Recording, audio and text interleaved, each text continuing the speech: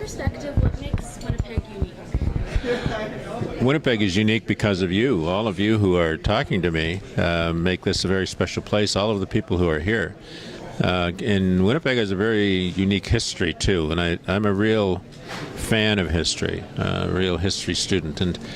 And one of the things I like to imagine whenever I go to any place in the world, and I travel a lot, is what would that place have looked like 500 years ago or 1,000 years ago before it was populated? Just the imagination of what a place would look like, to me, it just makes that a much more interesting experience.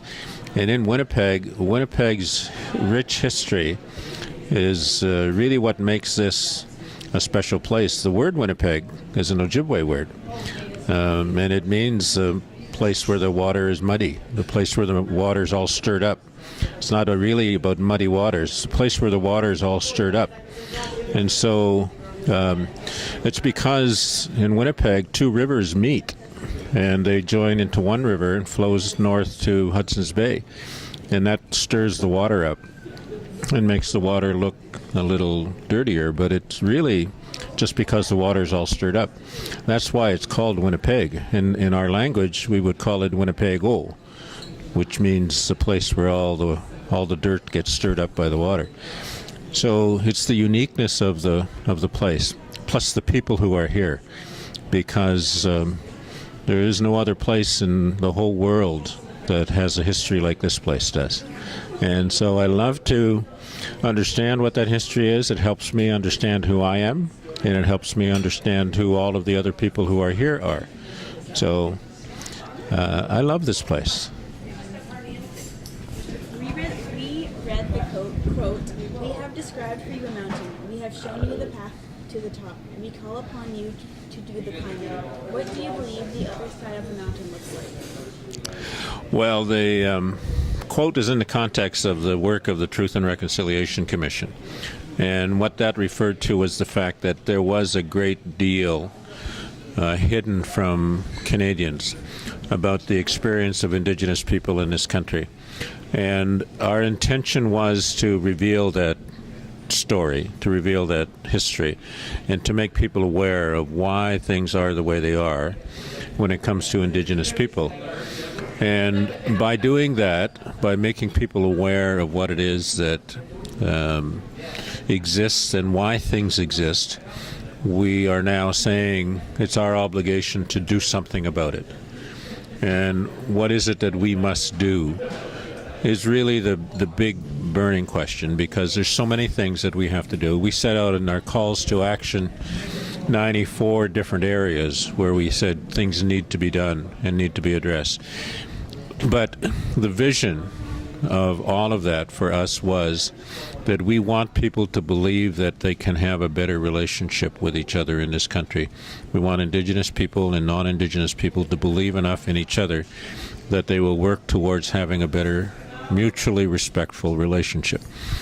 But we also told people that it must also recognize, this process must also recognize that Indigenous people have long been oppressed. Their histories have been denied to them, their languages and cultures have been denied to them, and therefore their identity has been taken away from them. And that initially, before we can even talk about mutual respect or have mutual respect, we have to understand the importance of assisting an Aboriginal youth to gain self-respect, to gain pride in themselves, their identity, their history, and their peoples.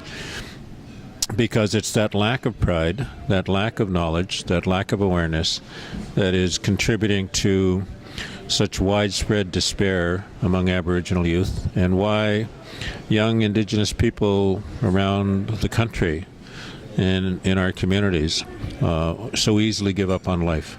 Suicide rates among young Indigenous people are at an epidemic rate and need to be addressed.